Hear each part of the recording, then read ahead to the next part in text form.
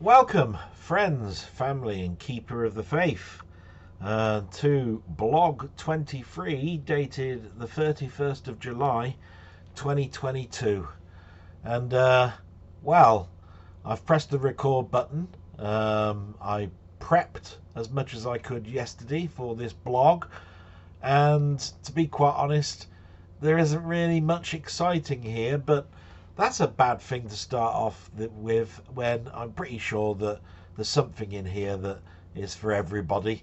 But do you know what? Doing these blogs, I've started to think more about you guys in relation to is it going to be entertaining? Is it going to be fun? Is there going to be something worth reading or watching or anything else? And the blog was supposed to be something that I leave behind for my family, so people sort of understood what I was. And I shouldn't really lose focus on that, to be quite honest. It's just that I've been worried, about whether something like this is even worthwhile doing. And I always thought that it's been getting harder and harder to do. But when I was looking last night, I was writing down bits and bobs. Things just came to me. But last week was different. When things came to me while I was just in front of the camera. Maybe I'm getting to that crossroads now where this is getting easier, but that's probably the kiss of death. So what do I normally do? Well, you all guys know that I hate the news bit, but I do it because it date stamps this. I want to be able to look back and go, do you know what? That's what happened at the end of July, So I picked up a few tidbits and so forth. So the first one is in regards to our friends in America and Mr. Biden. Now, he has stated that Trump's immigration wall is to be completed in one high spot along the Mexican-American border. Now, the article continued to go that Biden's official address stated that most of Trump's beliefs and agendas were to be destroyed and the wall would never get completed, not on his watch, is what he said. And here we are, a year or so down the line, and part of that wall is going to be completed because apparently it's a high spot for the Mexicans to cross into American territory. All I know is you've done a U-turn. That's all I can say about that. You're no different than any other politician that I've ever come across. The war. Apparently Ukraine said that it will hunt down the Russian troops who castrated a Ukrainian soldier with box cutters, and this was broadcasted on pro-Kremlin social media channels. That sounds absolutely awful. Getting a Ukrainian soldier, getting some box cutters, which are pretty blunt, I'm pretty sure, castrating the guy and doing it all on social media. This war, it's got to end. Now, most of the war stories have been non-personal like that. This made me feel sick. Possibly because I'm a man, and you just feel for yourself like, what if that was me? But it's war should have boundaries.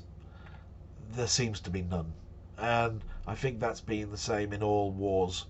But what else can we say about the war other than we all want it to end? Please let it end. Let's do more than we are doing. There's a hosepipe ban starting tomorrow. So it starts in Hampshire and the Isle of Wight. Sign of things to come, possibly. I haven't looked at the weather for this week, but I've heard it's mild. Mild for us usually means between 15 and 20 degrees. Which I think is bloody cold for the Americans. and American countries and the equator line they fit upon. I don't know. It's one of those things where my mother and I have spent thousands of pounds to the water companies. They say that they put it into improving reservoirs and treating water and so forth, and yet every year we get a week, maybe two, of hot weather, and suddenly hosepipe bans are on. I mustn't lose focus that there are big events that go on, big football stadiums, big athletic stadiums, musical events where they have to water the grass and all that, and it takes a huge amount of water to do that. But so's everywhere else, and they don't seem to have these troubles, or as much as I think we have. So yeah, for my particular area, Thames Water, do something, will you? For God's sake, you've had a lot of my money. The rail strike continues up until the end of today. Now, this isn't like my friend who works on the rail. This is a certain sector of the rail industry, and apparently they started a 48-hour strike on Saturday, which would cause problems for anybody going to events. There are a lot of events that have started today. I mean, I believe the Championship edition of football and the lower leagues started their season Friday. The Lionesses are playing Germany tonight in their cup. There is the Formula One going on, although that's abroad. There's been cricket going on, T20 this week. Lots and lots of sporting events, all sort of like culminate at the weekend generally, and here we are with a rail strike. Well, good on them, because if that's the only way they can get their voice heard, then great. But to be quite honest, I know of these strikes, and I do feel for my colleagues that have to go to work and do want to go and see loved ones and get to nursing homes and have to travel on public transport. So let's hope that they get the pay deal that they deserve. And one of the biggest news stories this week, which I have no interest in whatsoever, is the Vardy Rooney court case. If anybody doesn't know about this, I believe it's Colleen Rooney, if that's her name, found that her friend Vardy was releasing information to the media. She did some things to make it so that it pinpointed only this one person that it could be, and gave false stories to her. They got published, so she took her to court, and it's fell in her favour. I think the closing argument is that Vardy was saying that her phone wasn't always in her possession, that she has PAs and aides around her, that the phone could have been taken out of her purse at any point, and the messages then given, to those people and then broadcast to the media. As far as I'm concerned, it's a bit like a captain of a ship. If the phone is in your possession and it's in your name and you don't password protect your phone, then it's your fault, isn't it? All I know is it's a friendship destroyed. That'll probably never mend, and I don't really care. It's just a news story. Now, that's the end of the news, and I think I'm going to do things in a different order. So I'm going to do the shout-outs now and probably answer some of the questions, because I don't want people... I've been trying to work out the analytics of this show, and some people skip and all that sort of stuff to parts. So I'm going to try moving things about a bit. I don't want people to keep clicking to the end, because that's where the good bit is and all of that sort of stuff. So if this bit's the most exciting bit, I'll do it now. So shout outs. Again, remember I have to look at several areas of my because I do some game reviews as well. But they are to Wee Bob Art, Roberts Retro Gaming, Colin Ferguson, Panther UK, Steve's 8-Bit Gaming, Martroid, Milfy Swimbuckle, Jambon, 20th Century Gaming, Stevie Paperboy, and Mainmeister. Bit less than other weeks, but every single one of these is appreciated. They've commented, asked a question. Some of those questions I've answered, but some of them I thought were deserving as being part of the blog. So, much ado about nothing. Let's start off. So, Wee Bob Art, he asked which game, if I could live in a game, which game would I want to live in? And I had to think a little bit here, because I thought to myself, well, what's the game that I've played the most in the last 5 years or so? And that would probably be Elite Dangerous or Guild Wars 2. And I thought to myself, do I want to live in those universes? Well, Elite wouldn't be too bad. Guild Wars 2 is an adventure just around the corner. And of course, money is everywhere, and you're forever wearing a piece of clothes and all that sort of stuff. But I think actually, if I was to think about it a bit deeper, my answer would be probably one of the SimCity games where you're mayor. I'd enjoy that all the way up to the point where they force me out. But maybe I'd do a good job. So just think, I could build my own mansion.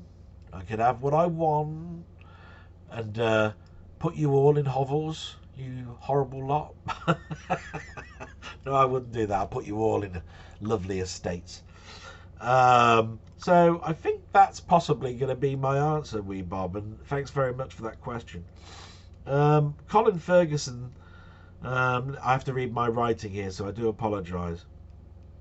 What role-playing game would I not mind starting from scratch again? Well, all of them really, but I have to say again,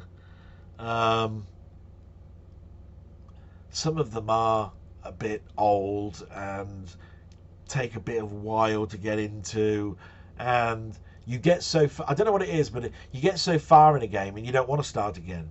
And the reason for that is you've got to learn the mechanic again and go through that grind.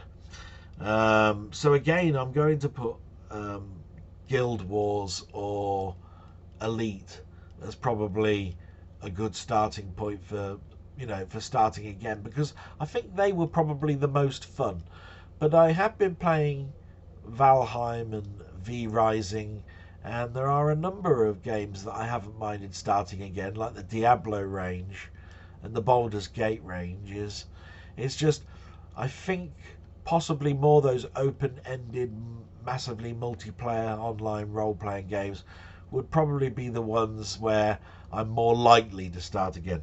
So I hope that's given you an answer. Now, Panther asked 2 questions, but one of them had been answered in a blog.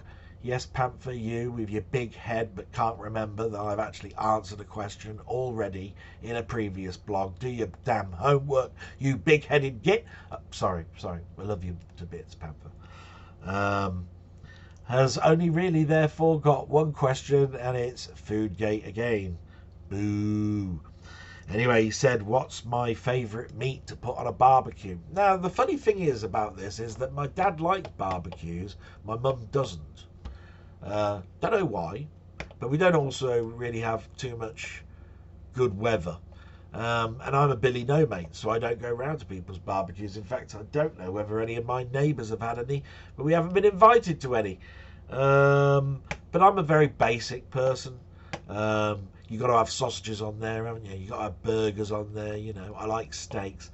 There's things that I don't really go for, like skewers, stuff with skewers on, bits of chicken and lamb and things like that. I like things just to be in a roll, a burger or a hot dog or something, so I'm a bit basic. And then when it comes to the sauces, it's got to be either tomato or brown or barbecue. I can't have this salad cream on a burger, or You know what I mean? And I'm not a big fan of chicken fillet burgers and things like that either, or deep fried chicken. I don't go to KFCs. Don't like McDonald's. Burger Kings are 20 miles away from me. There isn't one in my town. They've basically, by the way, reduced their number of outlets to, I think, to just about the motorways and big cities. So my XL bacon double cheeseburger days have gone away. Maybe that's a good thing. But I hope that answers your question, you big-headed Panther, you great person, you. Steve's 8-Bit Gaming. Great channel, mate. Keep that up. You slick bastard. You slick person, you. He wanted to know that if I could change history, and if I could own one of the 3 big companies during the 80s, you know, Commodore, Atari, Sinclair, Amstrad, which one of those would I like to own and then change their fortunes for? And nostalgia and things come into here. So the answer instantly that would come to mind would be Commodore, because I think the Amiga had much more to offer before bankruptcy came in. But if you think about it, you could probably get more out of doing something for Sinclair. I didn't agree with Sir Clive Sinclair's process of doing the next quantum leap computer. It always seemed to have too much of a foot in the past, you know, a keyboard that was not particularly great, something based around a processor, but it didn't have anything custom, anything, you know, non-standard ports. That's all closed thinking in relation to getting the more money out of the punter to make them buy everything again. You know, you have to buy their printer and their disk drives and so forth. But he was forward thinking because he came out with the wafer drive and all sorts of stuff. Now, the next quantum leap for the Spectrum, I believe, would have had custom chips in it. More RAM, obviously. And I'd have liked it to have had more standardized ports. It started to come in with the QL, but not enough. And I'd have liked to have seen a fight between Sinclair and Commodore at the Amiga level, which the Quantum Leap never, the QL, it never had a chance, to be quite honest. But then again, he was too busy thinking about his C5 battery vehicle. So the answer to me would be Commodore. Atari didn't do too badly, but they rested on their laurels. They just didn't develop anything. Those chips that they came out on that Atari 800 were really the high point for me for the Atari, apart from what they did in the arcades.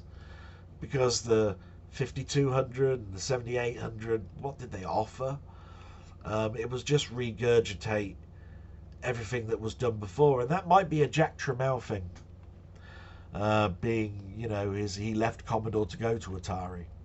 And even the ST range was a rushed out product with no proper sound chip, really, what I consider a proper sound chip, and lots of other little things that made it go out to market first that they had to correct later on, and then backward compatibility would be difficult. So Commodore's my answer. And we've got Mainmeister. He's asked 2 questions, one retro related, one not.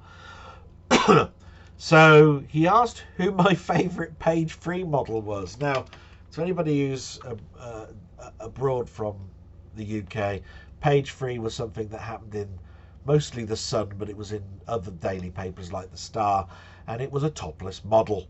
It was supposed to brighten everybody's working life by having a smile on a half-naked lady. And I'm pretty sure some ladies found it okay, but it mostly was not a fan for ladies every day. And ended, must be about 10 years now. But if I was to think about favourite page 3 girls, now I never put them up on my wall or anything, but I would have to say it was possibly Linda Lazardi. if I have to think about it. I'm not. We all have our little irks, you know, what we like: big breasts, small breasts, large nipples, all that sort of stuff. Sorry, blokes, you got to understand we all have this going on in our heads. I think Linda Lazardi possibly hit the spot for me when it comes to size and all the rest of it. I needed a drink to cool myself down. Do apologise. Now, he also asked what's my favourite arcade controller. And he actually, on the phone, listed them to me. And they were joystick, paddle, spinner, trackball, the fire buttons, a yoke, and a gun. And I've got to put them in order. I think I've put them in the right order, but let's see. So we'll go with the back. 7, paddle. Never really had much joy with a paddle. You know, they were there in my Pong days and so forth, and they were there in the arcades, but never a big fan. Spinner, possibly because there's less out there that uses the spinner, but I want a spinner. Now, the new Atari VCS system that came out a couple of years ago has got a unique controller where the shaft of the joystick is a spinner. Always want that, but it's not in this country. So let's see. 5, a gun. Yes, I did play House of the Dead and all of those, and they were all quite fun, but they're not my favourite by a long chalk. 4, the trackball. Love the idea of the trackball. Trouble with the trackball in the arcades was I always came across duff ones.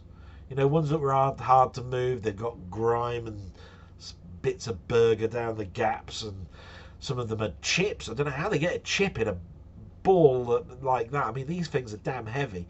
And of course, you also want one that's calibrated quite well. And most of the arcades calibrated right at the beginning, and then by the end of the day, they weren't calibrated at all. So again, it's got its cons. So that's the trackball. The yoke, I think, is probably going to be the next one. You know, like the Star Wars machines, where you feel like you're in a jet or something. Always loved the idea of those buttons at the top, you know, the hats, where you fire off missiles and triggers for buttons and so forth. So you got some of those in flight sticks, joysticks, but we'll come to joysticks in a bit. So the yoke, I think, is my third one. And how can you not love the fire button? It has one option, which is up and down. Down and you're fired, up it comes back up, so you can fire again. So you just keep tapping it. And how we've tapped those buttons. So yes, the fire button is my second, which leaves the joystick, the multi-talented, versatile joystick. It's just been the mainstay of every game I've ever played, so not really much of a bombshell, I'm afraid, for you, Main Meister, but maybe you guys have got a different order. Have a think about that one. You know, joystick might be way down on some people's lists. You know, depends. And then we come to Milfy. Good old Milfy. Now, he doesn't want to... He's already told me in a comment he doesn't want to kill me. So he's changed his stance a little bit with his question. And it's an interesting topic. It actually says, should the name of an old game be used if the main team that designed it or the person that created it has left the project? So all sequels, should they have the name of you know, the character or the series of games? And he said you can also add that to films. And I started to think along the wrong lines, and then I started to go along the right lines, I think, anyway, for this answer.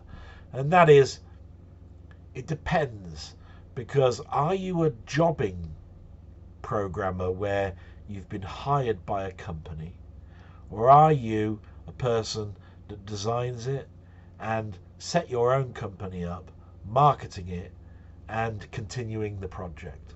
And that goes for films as well, because there was a big battle with comics, and this is where my mind suddenly went along the right lines, I think, in the fact that Stan Lee and Steve Ditko invented Spider-Man, right? No qualms about it. Although at the very beginning, everybody kept saying it was Stan Lee and Steve Ditko just did the art, and there's been a big argument about all that. They are now co-creators.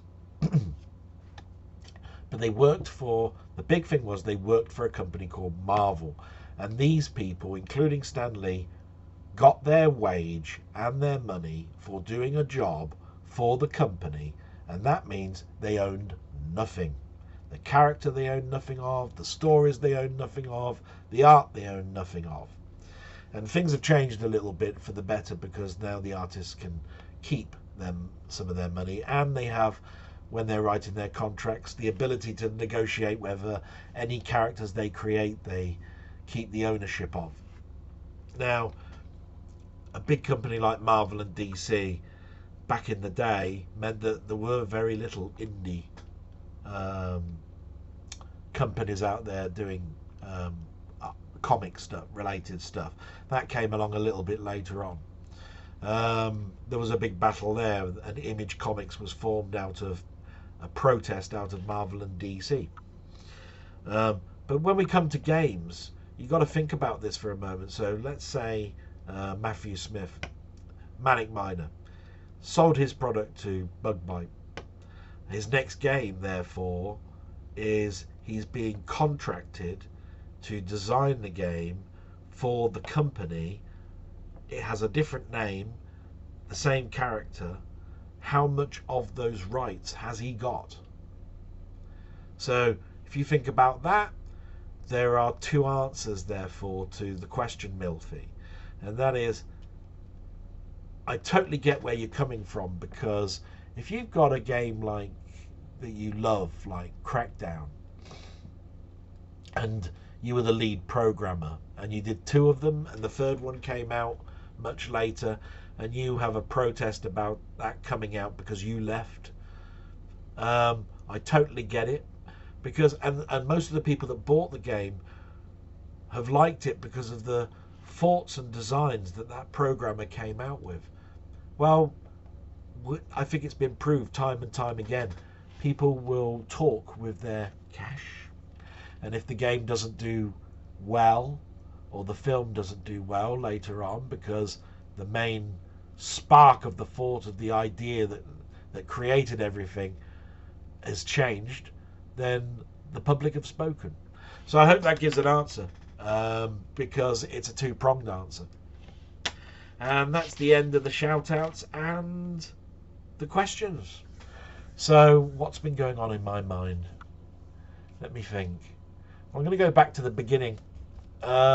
This week was a week where I needed to speak to my doctor probably more than anything, and that's where my first rant comes in. If you ever tried to speak to a doctor, you can't.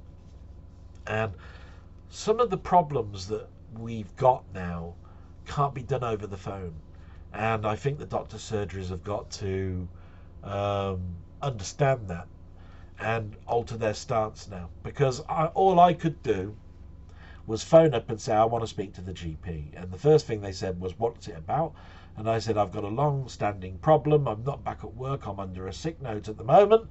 And basically, I've sent my blood pressure readings about a week before, and I need to discuss side effects to the medication change, discuss those blood pressure readings, and I need to then discuss about the side effects and the possibility of a sick note.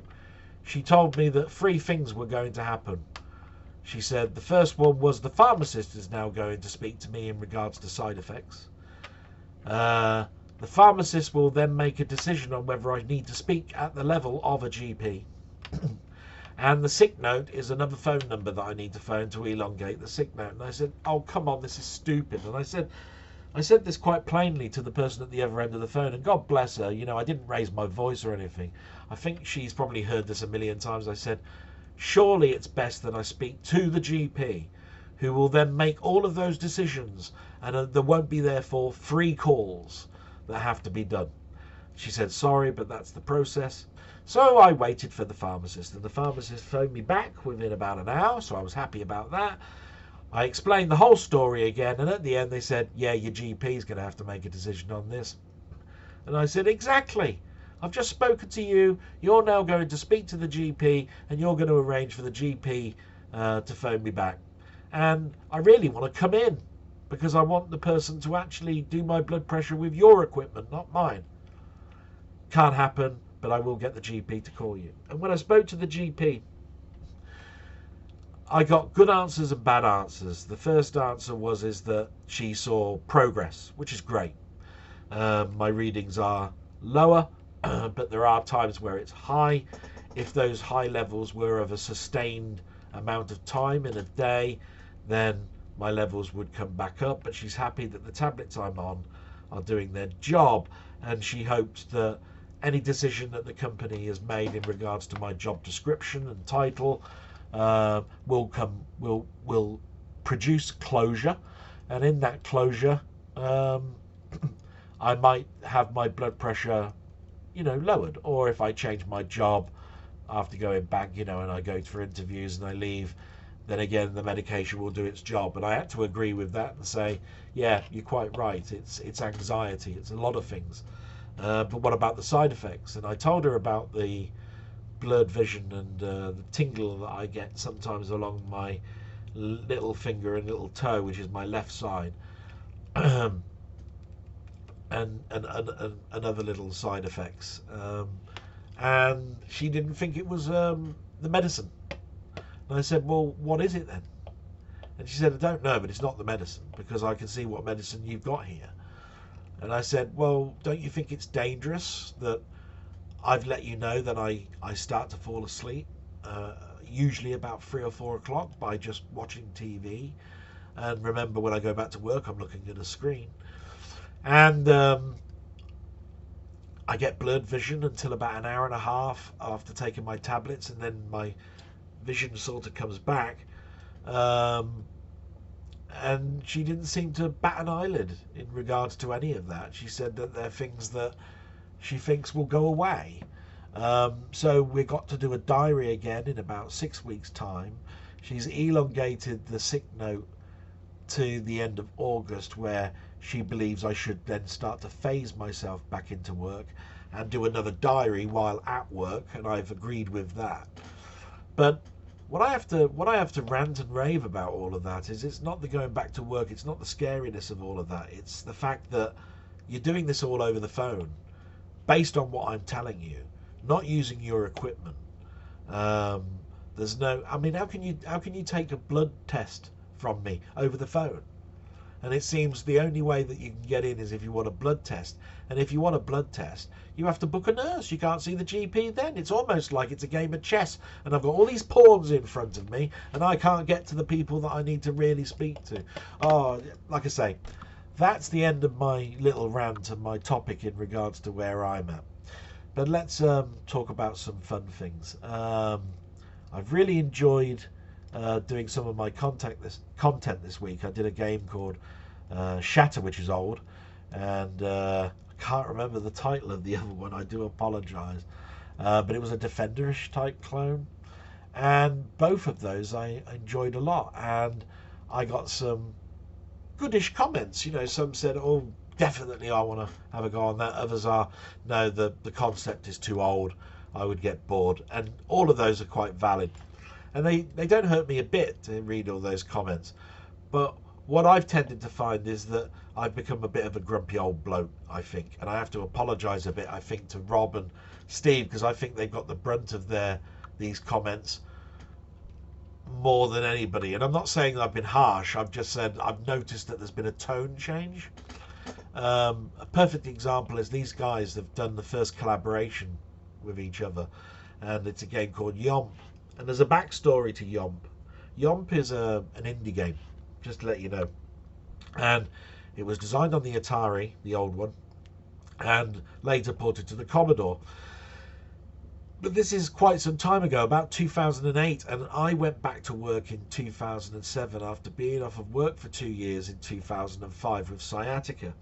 And I was watching the internet an awful lot, and I saw this game. It looked lovely. It was a cylinder ball type game, where a bit like Trailblazer and Bounder, only it's a full cylinder check mark type platform with holes and speed ups and fast jumps and high jumps and all sorts. And there was a forum, so I joined that forum and said how much I was looking forward to this game. And it soon occurred to me that this looked more like a tech demo than a game. And I gave some ideas that it would be really good if there was a challenge stage, you know, like every so many levels where you reverse it. Instead of controlling the ball, which really you don't control really too much, you control still this cylinder left and right. It's just you don't control it forward and back. The ball just bounces up and down. That's all it does in front of you. And I said, why don't you control the cylinder going forward and back? It would take the time aspect away, because in your world, in your game, it's constantly moving towards you, so you constantly have to react. But wouldn't it be really good where you add in a few monsters or a fire thing for a challenge stage, and you controlled moving it left and right as well as forward and back? And it'd be really bad if you hit back, because you might go down a hole that you forgot about, you know? I just said as a challenge stage. Totally thrown out. He did say that it was interesting, but I think it was more to do with how much RAM they got. But whichever way you look at it, I didn't like the game. I found it boring. It's an exciting game because of the way it looks. It doesn't sound too bad, but it's just, I'm bored by the third or fourth level. I did get to, when I downloaded it and played it, I did get to level 12. So it's not like I didn't play it either. And the brunt of the conversation really was with Steve, because I said, great video, because it was, and it looks like it'll be fun, because I know it is. It's just not my game. And then I started to go into the, all you have to do is this, and basically you've completed the game, and all you need, you know, the sound is this and that and the other. But hey, you know, keep up the great work, Excelsior, which is what I always answer as. And, you know, I didn't get a bad comment back, and I did the same with Rob. I said, look at Steve's comment. And that's a bit sharp, isn't it? I think to myself when I've hit that send button, should I have hit that send button? Because I feel bad. But I put nothing harsh in it. It's just that you guys have spent a long time thinking of the game, playing the game, talking through the game. You've even tried to appease me by putting death counters in. And here I am moaning. I think it's just put it down to the wrong game. And unfortunately for you, it's one that I actually had some input on in the forums when it was being developed. So I do apologise. All your stuff is great. Please, I love your content.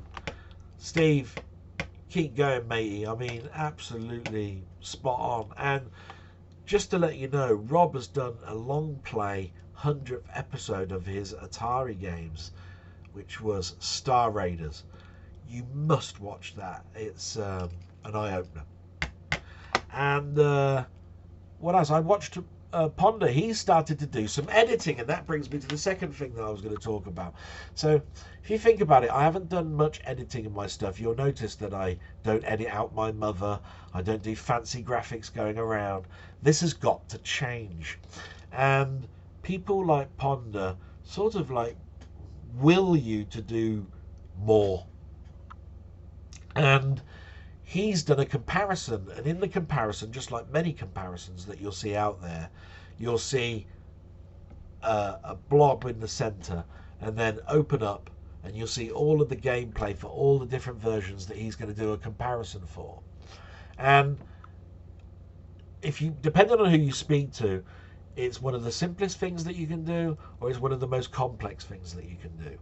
And it's a lot of render time, and everything else. And editing can take minutes or it can take hours and days. And this is where I shy away and I go, I'll just record. And warts and all, you see something in its essence, which is what I'm doing now. I've got to change. And I think we're all part of in this Discord that I'm part of, we're all part of a family and we're all helping each other, and we've all given advice. What's the best product out there to edit on? Where are the best tutorials to find? Where do you find this transition? Where do you find that transition? What do I do about music, copyright strikes, all sorts of stuff, which, by the way, has happened to Steve and I this week. We've all had a copyright claim, but it meant nothing. All it is that the music is popular and therefore YouTube don't like it, so they mention it, but they don't stop you from transmitting it, but you get no money, and I don't get any money anyway. So going back to editing, I've looked at some pieces of software. I've got a lovely laptop I can do it on. I'll just show you the box for it, even though it's not the laptop. You can see it here. I'll put it in front of the camera if I can, so you might be able to later on do a little check and see what the specs are. But I will tell you, it's a very expensive laptop. It came from my manager as a leaving present when the CRC closed down. I've got the official documentation that basically states it was handed over to me. It is a dual screen laptop, so it's got two screens in this laptop, both touchscreen, both 4K. The largest one being I think it's a 15.9, so a 16-inch screen. It's got a pen. It's got an i9 processor, which you can clock to 5 gigahertz. An i9 processor, you think about how many cores, and you can overclock that to 5 gigahertz. 32 gig of DDR4 RAM, a 1 terabyte SSD drive, an RTX 260 graphic card with 6 gig of RAM. Yes, it's the dogs. Okay? And it should be, therefore, the perfect editing suite. Trouble is, I've got no space. And I've also got to learn something like Adobe Premiere Pro or something. But I've got to do it. So expect changes, but I just don't know when. And will I actually ask for help? I've sometimes shied away from asking for help, probably because it comes back to that point of view where I've been ridiculed when I've put my hand up at school and asked a stupid question, and I've been blasted for it. And you know, it's one of those things where if I didn't put my hand up, then of course the person doesn't know I'm thick or something. I've got to get out of those childish things. But there should be no harm in asking. But I also know that some people are not that forward at giving answers. They want to keep that information to themselves. I've never understood that mentality. As I told you, I've worked in a call center where I've always lived along the belief that you're only as strong as your weakest member of your team. And that means that if I know everything and the person at the lowest end knows nothing, then how can we as a team function? We shouldn't ridicule these people. We should bring them up to speed. We should want to help. So maybe editing is something that I'm scared of and shouldn't be. And that ends that particular rant. And then I just want to talk about Bernard Cribbins, because I didn't put it in my news, but a lot of people know that one of the people that I was very fond of as a child was Bernard Cribbins. This guy was just fantastic. Just to read out some of his credits will say it all. So on the TV, okay, he was the voice of the Wombos. He did 119 appearances of Jackanory. He was in Fawlty Towers as the hotel inspector. He was in Space 1999. In Tales of the Unexpected, he was the memory man. In the Shillingbury Tales, he was a tinker in an old village, for which it spun off into his own series, which only lasted 6 episodes, called Cuffy.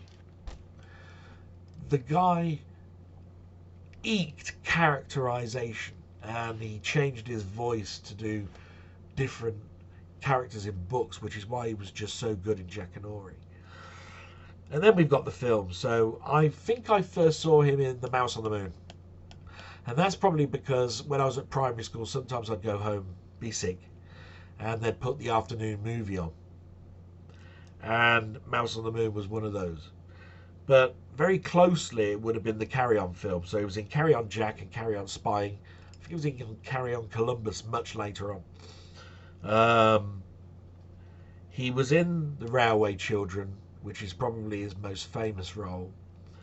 And of course, he was in Doctor Who in the Daleks' Invasion of 2150. And we go back to the TV, and some of his last stuff that he did. And he was in Doctor Who, the rebooted Doctor Who, for which he was absolutely fantastic next to David Tennant's Doctor. And I just want to say that it hurt me so much to hear that he died, but it's like Steve was saying, we must celebrate. We need to celebrate. He was 93, he had a good innings. His wife died a year earlier. The first thing I asked my mum, told my mum about it, she said she recognised the actor. The first thing she asked was he married, and did she die earlier? And she went, yeah. I said, yeah, heartbroken. And hey, who am I to say whether that's true or not, because a year later he's now rejoined with his wife. So just want to end that you're never going to be forgotten, Bernard Crimmins, and I salute you, sir. Let's go to big box games, what I bought this week. The big boxes are now getting smaller. I think that's purely because most of my big box stuff is in storage. But a couple of games I used to like playing. So Black and White. Now, Black and White is one of those other Bulldog games. It's diversive again. It's a godish type game. You know, you are a god, you're a hand. You control what's going on. I had so much hype about this game that I bought a mouse, and I don't think I can show it you because I didn't prepare myself. But there was a special mouse that came out for this game, though I can't find it in time. It was a rumble mouse, so it had vibrate, and when you moved your hand over something that was tactile, it vibrated. All I know is I spent a bundle the day it came out because that mouse wasn't cheap, and it was by Logitech as well. Great game, fond memories. Baldur's Gate 2. Now, I know that this is sort of similar to the Planetscape Torment and stuff. I had them all, but the boxes were getting a bit smaller, so I thought I'd bring it in. And you still got a fairly biggish box.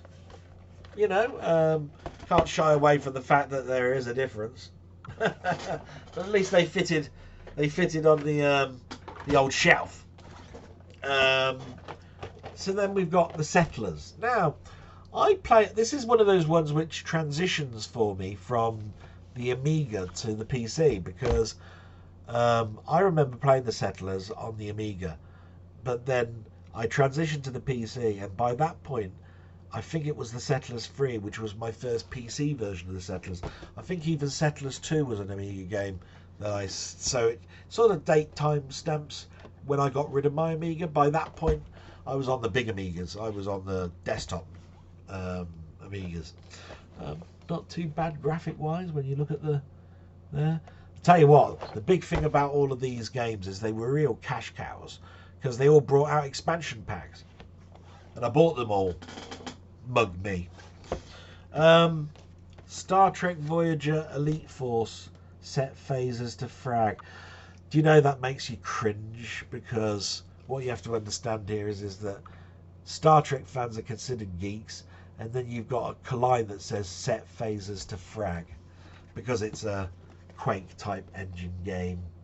And again, expansions for it. But it's one of those games where you're in the Star Trek universe, you've got those sounds of the phasers, you've got the music from the TV series, you've got something that makes you into a world where you can believe and you can at some point take your mind away just for a second and basically be in the Star Trek universe. That's the reason why I bought that. And you know my love of Descent. Just wanted to show you Descent Free. As you can see, they hadn't weakened a little bit on the box art. Definitely a different engine. I remember I bought a new joystick with hat. I still got it. It still works as well. Because I really, really loved the 360-degree aspect of flying a ship through a tunnel system. And up could be down and down could be up. And I don't think there's been another Descent since. Forsaken was a homage to it. And I believe there was going to be a Descent 4, but it was taken away after some development had been done on the game. I remember I put down money on a Kickstarter for it on GOG, Good Old Games, but I believe my money was given back to me. Development stopped for some reason. And then we get to the stuff that I've bought. As you know, I'm broke, so not a lot. There is the 4K version of Edge of Tomorrow, or the alternative title is Live, Die, Repeat. It's a groundhog science fiction film. I had this on pre-order for the longest time, and I took it away and then put it back on pre-order again, and it's only just turned up. I believe that I kept taking it off because I knew it was a 2K upgrade, so it was filmed in 2K and you've got a 4K film, so they have to upscale. And if you're going to upscale, why don't you just watch the Blu-ray and upscale your own? It's the HDR part that basically makes the change. So there is going to obviously be a definition change because you're upscaling, but the color dynamics and the shadows will stand out more because of the HDR aspect. So that's finally come through. I bought Men in Black again. I've had this on Laserdisc, I've had it on videotape, I've had it on VCD, Laserdisc. One of the last Laserdiscs I think I bought. Blu-ray, DVD. I've now got it on 4K and a steelbook. Okay, time to start looking at that big sort of like lot of crates you see sort of around my head. And get rid of some of the older versions. And then one film that I have to admit and put my hand up and say I have not watched, and it's a Quentin Tarantino film, and that's Inglourious Bastards. I don't know why I never got round to see this. I can't remember. It could be that something was happening at work. Then when it came out, it's basically a setting Nazi Germany. Is it a topic then therefore that I'm going to have an interest in? Possibly not, possibly. But for whatever reason, it's come out. I've never bought it. I've never seen it. It's been broadcast on telly. Still haven't seen it. I've now got the 4K version in a box with a booklet telling me about the history of the production of this. Maybe I'll like it, maybe I won't. A lot of Quentin Tarantino films are diversive again. The majority I've liked. There have been misses. But maybe this is one that I detest. I don't know. I'll let you know, possibly in the future. And that's the end. Look, thank you so much for listening to this rubbish. And I do know that it's just me talking, you know, about what's going on in my life. But I won't say sorry to my family because I'm hoping you got a little bit out of it, family. You know a little bit more about me. Probably you know a little bit more about why I buy things. It's that collection in me. It's that if I've got one, I've got to have the set. That's definitely, I think, coming across. So thank you very much. And with all that, bye-bye.